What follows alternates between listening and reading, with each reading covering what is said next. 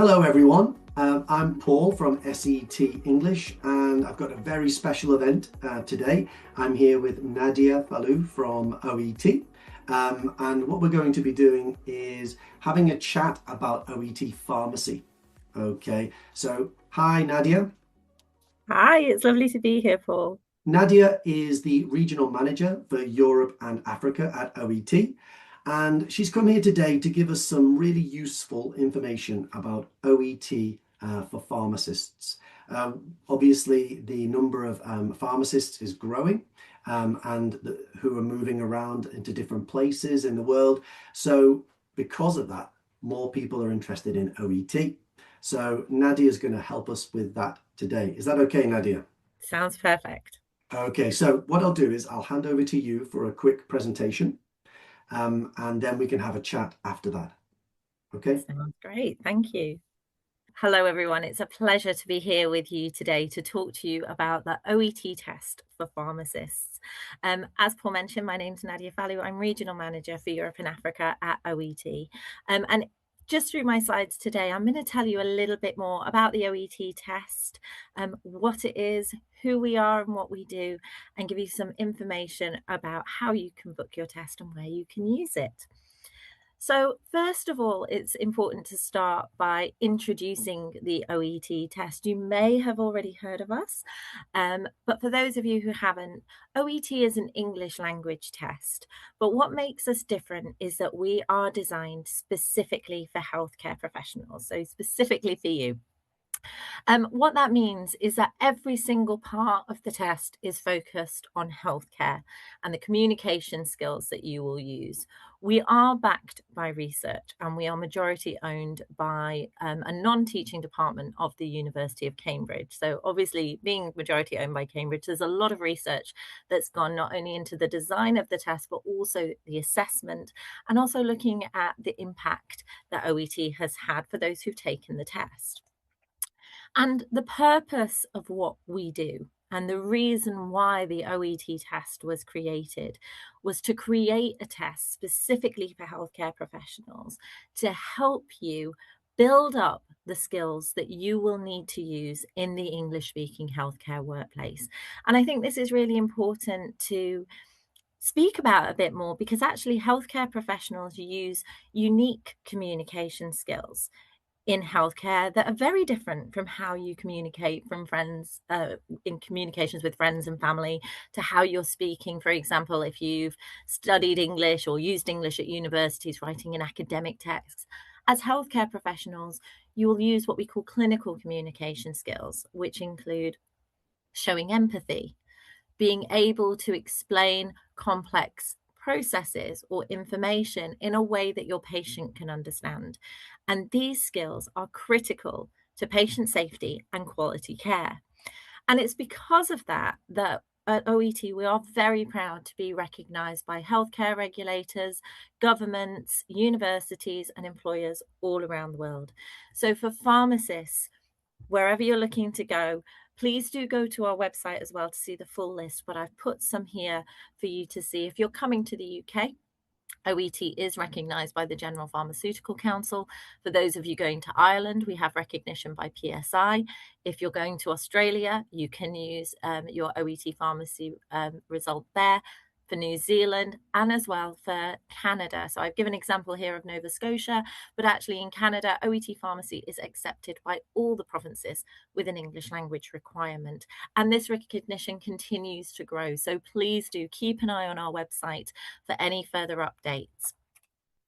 Now, in terms of how you can take the test, OET is a global exam. So we have test venues all around the world. You can take the test on paper, on computer, or at home. Now, it's really important for me to highlight that with OET at home, this is only available in locations where we do not have a test centre, but you have to also check with the regulator or recognizing organization. So that could be the government or the university where you're looking to use your OET test result to check if they accept OET at home. I will point out some of the regulators will not accept OET at home. So it's really, really important for you to go to the website, come to us at oet.com, find the list, but also go to those websites as well, just to check which version of the test you need to take. If you have the option between on paper or on computer, it is up to you what you feel more comfortable with. If you are looking for a faster turnaround time for your results, though, I would recommend the OET test on computer. In some cases, you can get your results in as little as 48 hours after the test. So let's go into the test in a little bit more detail. So the OET test, as I said, is specific for healthcare professionals. And for that reason, we have 12 different versions of the test. So as pharmacists, you're going to be looking at the OET test for pharmacy. This is really important to know right from the start of your preparation to make sure that you've got the right information when you're preparing for the test. But also, if you're looking to book your exam, make sure you book the right version of the test that you need to use with your regulator. So regulators will only accept specific test versions. So if you book the wrong test by mistake, it could be that your regulator does not accept that. So please do, again, go to their websites, check which version you need. And for pharmacists, you're looking at the OET test for pharmacy. As with other English language tests, we are looking at the 4 skills, so listening, reading, writing, and speaking. The listening and the reading text can be on any of the 12 professions. And I think something to point out, though, is that remember, we're not assessing your medical training or your medical knowledge, we're assessing your English in a healthcare context. So through listening, through reading, the answers are there. You've just got to find them. When it comes to the writing and the speaking tests, these more productive skills, however, those versions of the test will be specific to your profession. So I'm going to go into this in a little bit more detail on my next slide. So one of the key questions that we get asked here at OET is, what is the difference between the OET test and the IELTS test? I'm sure many of you listening today, you've probably heard of both. So a lot of the regulators will accept IELTS academic. The difference really is that the IELTS academic test was designed for university and higher education, whereas the OET test by design is specifically for healthcare professionals for clinical communication. What I'd like to do now, just over the next few minutes, I'm going to take you into a little bit more detail of what this looks like when you're looking at the tests. And just to confirm, the information here from IELTS is from their website. So let's start with the listening test. In the IELTS academic, compared with the OET test, they're the same amount of time. Okay, we've got a couple of extra questions. But in the listening test for IELTS academic, the content focuses on education and training, and it can be on different topics. Compare that with the OET test. Every question that you will listen to in the OET listening test is specific to healthcare. So you could be listening to an interaction or a consultation between a healthcare professional and a patient. And as you listen, you complete the notes. You could also be listening to, for example, interactions between healthcare professionals giving a handover. The final part of the listening is where you listen to these longer texts, presentations or interviews. This is really good if you are building up your skills towards professional development. So if you go to conferences, if you're listening to things online, that part of the test reflects that. And that's always really important as you look for your own professional development towards revalidation as well. The next part of the test, the next subtest, is the reading test. Again, IELTS academic. It's 60 minutes, there's about 40 questions. And again, the content is really of interest to those in university, be it undergraduate or postgraduate. And again, the topics will vary. Compare with the OET test. The timing is the same, but there is a fundamental difference. In the OET reading test, we have 2 parts. We have reading part A, which is 15 minutes. That's right, 15 minutes. And then after part A, that paper is taken away, and then you have 45 minutes to complete readings part B and C. All of the texts that you'll come across in the OET reading are specific to healthcare. Now, one of the questions I get asked a lot is reading part A. It's so fast, reading in 15 minutes and finding the information. Why do you ask us to do that as healthcare professionals? And the truth is, because it reflects real life reading skills that healthcare professionals use, you will be working under pressure when you will be required to find written information.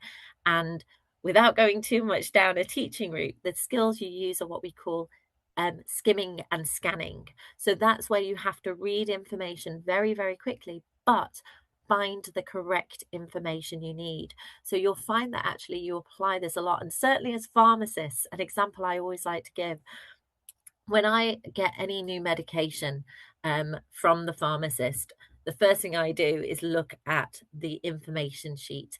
And the first thing I'm really interested in are the side effects. So what I'll do, I won't read every word. Apologies, I know I should, but I look through very quickly to find the side effects and I read that first. So I might slow down my reading when I get to that bit. And probably after I've read the side effects, I might then go back to look at other parts of the information sheet. So you find this skill is actually something you will use in real life.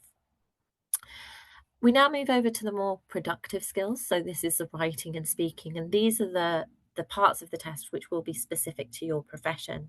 So in IELTS academic, 60 minutes, you have two tasks. The first task is usually when you describe a process or a graph. And then the second task is where you write an essay or what we call an argumentative text. These are the kinds where you have an introduction, the body of the essay, and then the conclusion. These are really important skills for university, but they don't really reflect what you need to do as a healthcare professional in the workplace. So at OET instead, you will get a writing text that is specific to your profession. And you will be given a set of case notes for a patient. And using those case notes, you will be asked to write a letter. Often it does come up as a referral letter, but it can be different for different professions, but it will always be a letter that you will need to write. It's one task, it takes 45 minutes, and you have 5 minutes at the beginning of the writing test to read the notes. So you have that time there to be able to read the notes carefully, just like you would in real life, to understand who your patient is. Finally, we go on to the speaking test. So for IELTS academic, it is the same speaking for academic and general. You usually have to do a presentation and then you have a discussion with the examiner. There are 3 sections and it takes 14 minutes. In OET speaking, the total time of the exam takes 20 minutes, but actually the time you're assessed is only 10 minutes of that time. And this part of the test, again, is profession specific. But rather than asking you to do a presentation, or talk about a topic that's not necessarily related to your field, you will do role plays. And in the role play, you take the role of yourself as a pharmacist, and you will do the role play with somebody called an interlocutor. So an interlocutor is somebody who we have trained at OET to do the test with you, but they are not your examiner. They're just there to do the exam with you on test day, and they could take the role of a patient, a relative, or a carer. You do 2 role plays in total, and each role play takes about 5 minutes to complete. But what we're listening for in the speaking test is not just your accuracy, your fluency, your grammar. Of course, those are fundamental and really important. But in addition to that, we're also assessing those clinical communication skills that I mentioned earlier. Did you show empathy? Did you explain information to the person you were speaking to in a way that they understood? And did you check that they understood what was being said to them? So all of these skills that you can certainly take with you once you are in the workplace. So that tells you about the test, how it's designed and what we do. Here are a few things about what our candidates have said about us as well. And it's always so wonderful to hear from people who've done the test, to hear how beneficial they found the exam, not only towards their registration, but also to help them with their day-to-day skills that they use all the time. So here you can see a number of professionals who have said that it's really helped them with their confidence, and it uses the same language that they use every day in their roles. So now to look at how to book your OET test. So to book your OET test, go to our website. You'll find all the information you need there, and I've put the link here as well. You'll need to choose a version of the test you want to take, but like I said, don't forget, please do check with the relevant recognizing organization, particularly the regulator you're looking to share your result with, which version of the test they will accept, not just at the time of booking, but I'll say even from the time of preparation, which Paul and I will talk to you about in a bit more detail to help you making sure you're also preparing for the right version of the test. Choose your test venue, choose your test date, and then complete the online application form. Something to just point out, if you are booking the computer-based tests, we do use AM and PM. We don't use the international clock. So particularly when you're booking your speaking time, please just pay attention to that. You don't want to get a surprise saying you've got an exam at 3 o'clock in the morning rather than 3 o'clock in the afternoon. So check that before you submit the form. There are multiple checks before you submit everything, but I would just say double check that bit. And finally, if you have any special testing arrangements that you need on test day, if for medical reasons you're hard of hearing, if you're diabetic, you need snacks in the test room, if you have dyslexia and you would prefer, if you're doing the paper-based test, you would prefer larger print or printed on blue paper, whatever your situation is, if you need any special testing arrangements, there is information about this on our website, but please do inform us at the point of application. We would also say you will need to, in many cases, apply earlier, particularly if there are modified materials needed on test day. So please just check the closing dates, but please provide us with as much information as you feel comfortable with. You will need to provide that medical evidence, but we have an amazing team at our head office who will help to make sure that you have the arrangements that you need to feel comfortable on test day.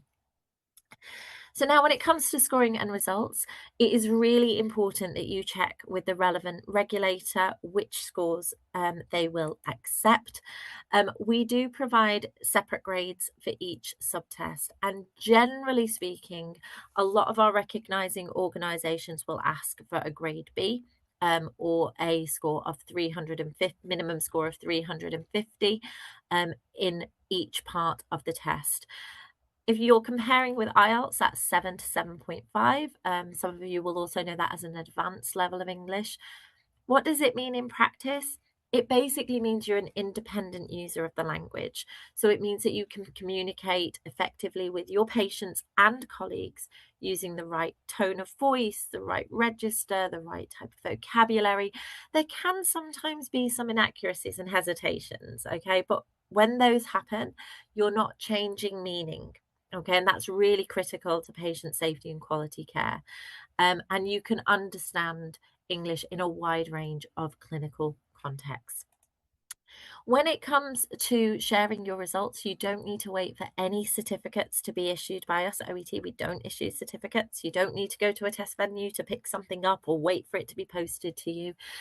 When your result is released, you log into your OET account, which you set up at the point of application, and you can log in and share your results with whichever recognising organisations you're looking to share your result with. This means that you have full control as well, who can view your result and when. So what you may need to do is share through the system, and then you may need to contact the regulator directly with your candidate number and confirming that the result has been shared. For further information of all of our recognising organisations, please do use this link. Now, in terms of support from OET, we have a wide range of support. So for any questions about your application, please, again, go to oet.com and click on Contact Us, and we have an incredible customer care team who will be there to help you. Please also make sure you are familiar with the rules and regulations on test day. I know we're so used to just ticking terms and conditions nowadays because we're surrounded by them, but it's really important to take your time to read the regulations. This will also help you know what to expect on test day. And finally, we have a range of official preparation resources as well that can support the work that you will be doing and the preparation you'll be doing with Set English. And finally, to help you with your transition to life in a new country, we have a range of destination guides. Here I've put on our destination guide for living in the UK, but we do have them for a range of other destination countries as well. And these guides, they're completely free. You can download them whenever you want, but they'll talk you through things like where to find accommodation, sometimes names of different supermarkets, where to go, talking to you a bit about local language you might come across as well and the local culture. So it's a really good guide to help you as you take that next step in your careers. If you don't already, please do follow us on social media and connect with us if you've got any questions you'd like to ask us. And just to keep up to date as well, like I say, recognition continues to grow. So to get the most up-to-date information, please do follow us online. And that brings me to the end of my slides. I hope you found that helpful. And I hope that was helpful for your listeners as well, Paul. Okay, thanks very much, Nadia. That was fantastic. Lots of really useful information there that I'm sure pharmacists will benefit from. I've just got a few questions that I'd like to ask you. Okay. Yes. First of all, in your opinion, what do you think is the most sort of undervalued aspect of preparation for OET? I think that's a brilliant question. And there can be a couple of things to think about, but I think one of the main ones for me is remembering that the OET test is assessing language skills. So it's about building up the skill. I think one of the things, and you know this as well, Paul, having done this for so many years, particularly when you're preparing for an exam, a lot of people will look at doing sample test after sample test after sample test. Mhm. There's obviously a benefit in using sample tests. This is really important for test familiarity. But essentially, sample tests are assessing the skills that you already have. And when it comes to the OET test, you're looking at demonstrating competencies, you're looking at demonstrating the skills required at advanced level. So some people might come to you, and I'm sure you've come across this, saying, can I have a word list for OET? Can I have a fixed structure of how I can do my writing?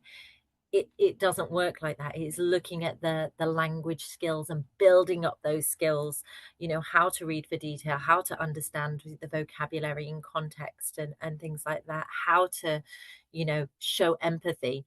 So I think that's one of the fundamental things for me. Focus on the skills, and actually that becomes really rewarding for candidates as well, because I think it's realizing that the OET test, it's not just a tick box exercise for the regulator. Of course, that's really important, but actually this is about upskilling their English language communication skills. I'm sure there'll be people listening here who may already use English as well, but it's about building it up to that advanced level for patient safety and quality care. Well, I agree. I think skills are underestimated, and Yeah.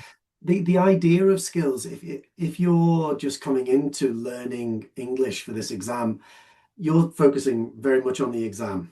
Mm, And this idea of skills, it's a little bit unclear. What skills? So yes. vocabulary is obviously one that people focus on and try and develop. But there are Mm, other things, like when it comes to things like reading Part C, how yes. ideas flow through a sentence, sorry, through a paragraph, how Mm, contrast can be the indicator. Well, actually, the answer is going to come soon because the writer's been saying X, Y, and Z. yeah. However, you know that it's taking you into a more interesting part of the text. This is where their real opinions coming in.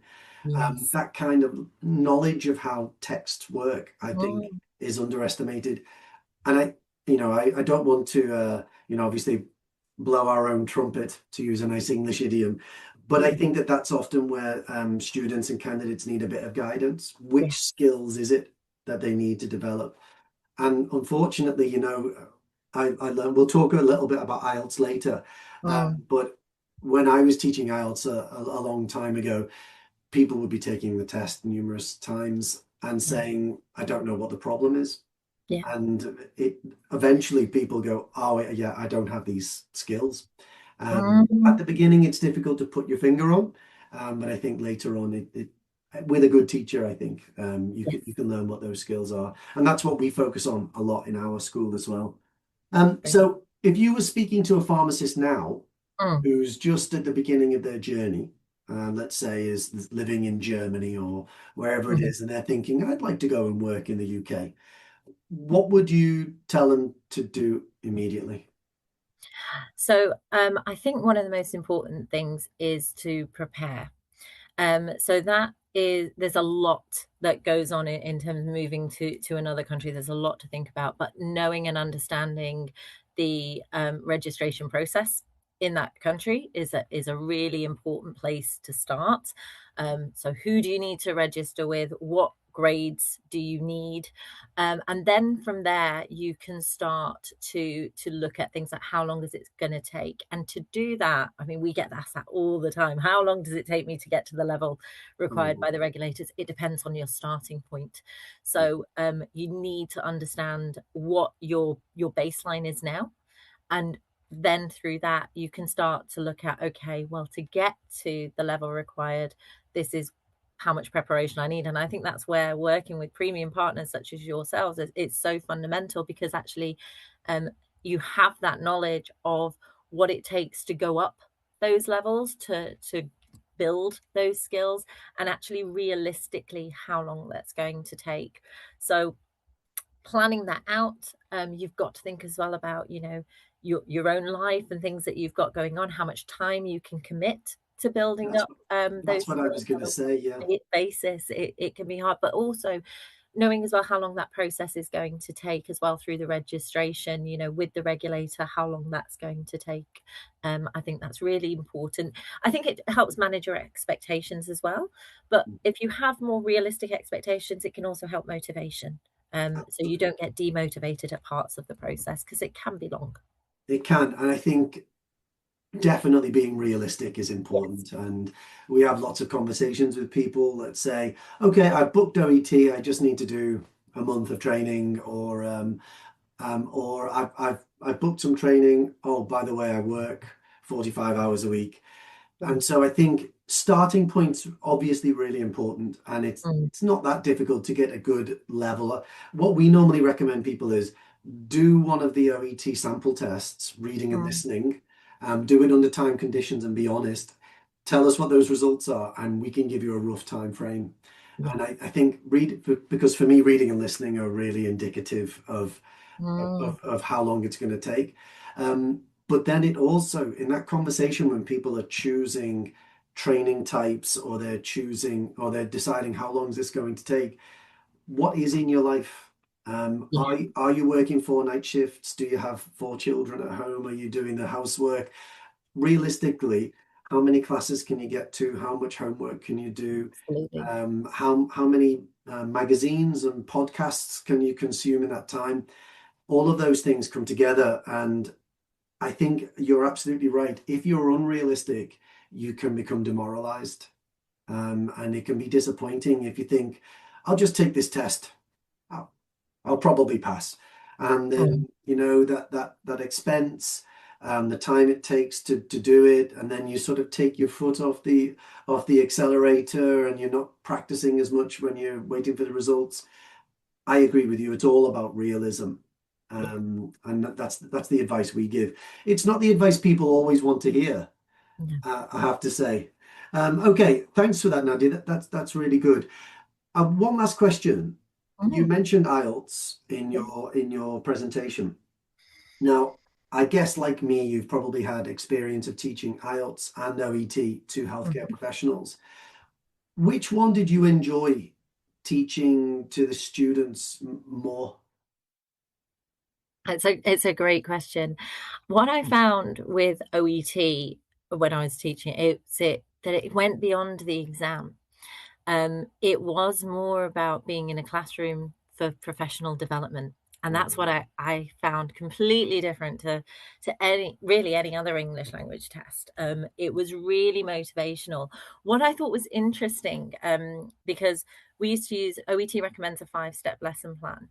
And when you start the lesson, it's, to say, today we're going to talk about this skill. When do you use it in your job? And 9 times out of 10, people knew at the start of the lesson how relevant it was. Mhm. Interestingly, you might get one healthcare professional who went, "No, I don't use that skill. We don't use that." And you'd go through the lesson, and again, it was mainly skill building. And then Mhm. you'd come back to that question at the beginning, right at the end of the lesson, and say, "Okay, today we looked at this. Can you tell me when you would use it in your job?" Everybody in the room knew. Even the people who'd said at the beginning they weren't sure, or maybe they didn't, they were like, "No, we use this all the time." And Mhm. there was just this wonderful, like just this motivation, like I say, in the room, not only because this is a requirement for the regulator, this is life-changing, you know? Once you've got your OET test result, you've seen where we're recognized all around the world. So it can really, really open doors. But it also, you could see that people knew the relevance of this skill for them, how it was going to help their own professional career, and how they could then use and adapt those skills to have better relationships with their patients and colleagues. And I absolutely loved that. Yeah, for sure. I think when I first switched, because we went side by side, IELTS and OET, we were Yeah. running concurrent classes, and then probably 6 or 7 years ago, it just went all into OET because that was absolutely the preference of our students. Um, the speaking, I think, is the first place where you come across that. And Mm, I think also as a teacher, you see, well, actually, a lot of these skills are the skills that I see in a good teacher as well. You know, the empathy, the checking understanding, the chunking of explanations and things. And I found it spoke to me a lot as well. And the speaking practices are so much more fun with OET, aren't they? Absolutely. And there's scope for that general English to come in. I think in across OET, what has become clear to me over the past few years is the amount of general English that's in there, the amount of idiomatic phrases. mm, You know, we were doing a listening part there yesterday. I had a spring in my step. You know, that kind of stuff. You don't find that in IELTS, mm. IELTS academic. It's all up here, isn't it? And you're not really rewarded for those kinds of everyday phrases. But in OET, this is why we talk a lot about try and gain as much real world experience as you can. It's not just lists of vocabulary. You know, if you watch GPs behind closed doors or 24 hours in A&E, you'll hear the same phrasing that's in the listening, and you'll hear stuff which is in the reading as well. And as you say, I think a lot of complaints that we had from students when we were doing IELTS was, how does this apply to my life? Yeah. You know, the life cycle of a mushroom or something like that in IELTS task one. So yeah, I agree with you. When we switched to OET, it was the best thing we could have done. We enjoy it so much. And yeah, the students, because they can say this is in my life, they're much more motivated to develop that skill. I agree. And that's so lovely to hear as well, because it's about the English language, but in a healthcare context. And Mhm. it's designed to look at the, and replicate as best we can those real life interactions and correspondences, etc., that you're going to come across Yeah, once you're in the workplace. That's really lovely to no, hear that's that from good. a teacher perspective as well. Look, and I'm sure you know that's the feedback that the students will give OET as well, and if they were asked as well. Okay, brilliant. Okay, so thanks very much for coming here today, Nadia, and sharing this information with us. We are running an event on the 25th of July, and I believe you're going to be making an appearance there as well, which is directed just at pharmacy. So it doesn't matter if you're sort of a beginner in terms of OET, you're just thinking about it, or if you know a bit about OET, we'll have Nadia there introducing the exam for us again. And also we'll be going into writing and speaking, which are the areas, as Nadia said in her presentation, that are a bit different to the other professions. So we'll be doing some interactive tasks there as well. Okay, so Nadia, thanks very much for coming along today. And we'll finish there. Okay, take care. So, just to repeat, we have got our pharmacy OET event on the 25th of July, and it's free to attend. Okay, if you click the link below here, what you can see is our registration form. As I said, it's completely free. It's going to be a few hours long, and we're going to look in detail at writing and speaking. We're going to introduce both parts, talk about different kinds of tasks, and you will get the chance to do some work with us, maybe even get some feedback. Okay, all right, well, hopefully we'll see you then on the 25th of July. Take care. Bye-bye.